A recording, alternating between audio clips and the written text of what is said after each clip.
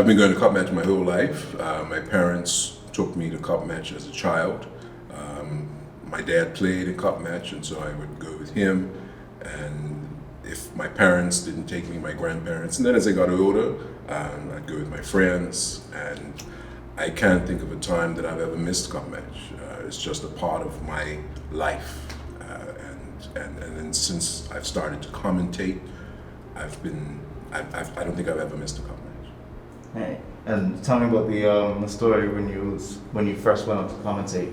So I started to commentate in 1983, and it was a nerve-wracking experience for me.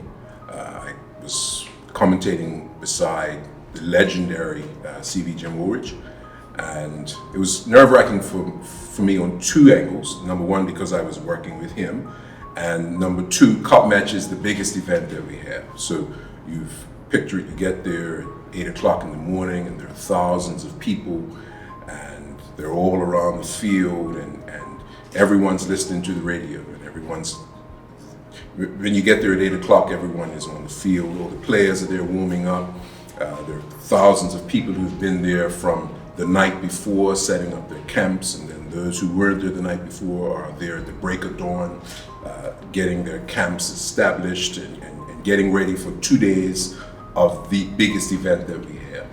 And then the day progresses, and then we go on the air at 9:30, and all ears and eyes are on you, and it's really just the most, at that time, it was the most nerve-wracking thing that I've probably ever been through. It's easy now, because I've been doing it for so long, but at that time, it was probably the most nervous that I've ever been. All right. And tell me about your a memorable moment that you had on that day.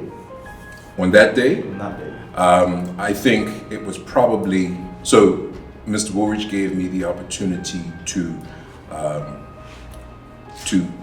talk about the first ball. So anyone who knows about the first ball of cup match, right? Sorry, anyone who knows about the first ball of cup match will know that the lead up to the first ball is just as exciting as the game itself. So 9:30, the captains will go out, they take the toss in their blazers and their whites.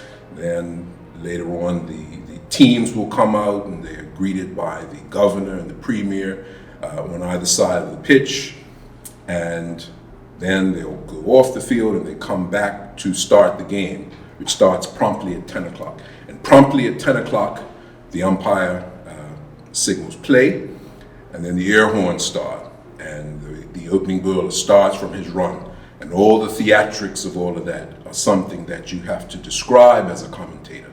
And that was my baptism into commentating, to be able to do that. And even thinking about it now, it gives you goosebumps, because you just think about how exciting cup match is, and just the theatrics of the first ball of cup match on any day with the air horns and the excitement of someone running in from the boundary. And they do that, they add to the theatrics for the first ball just to make it exciting for the crowd. That is probably the thing that stands out in my mind. And it never gets dry. Every year I look forward to that for cup match. It's just the greatest thing. Cup match, without a doubt, is the best thing that Bermuda has. Just to encourage everyone to stay into the cup match spirit, to support the Family Center, get your ribbons, and although there is no game, the cup match spirit is alive and well. Cup match is without a doubt the best of Bermuda.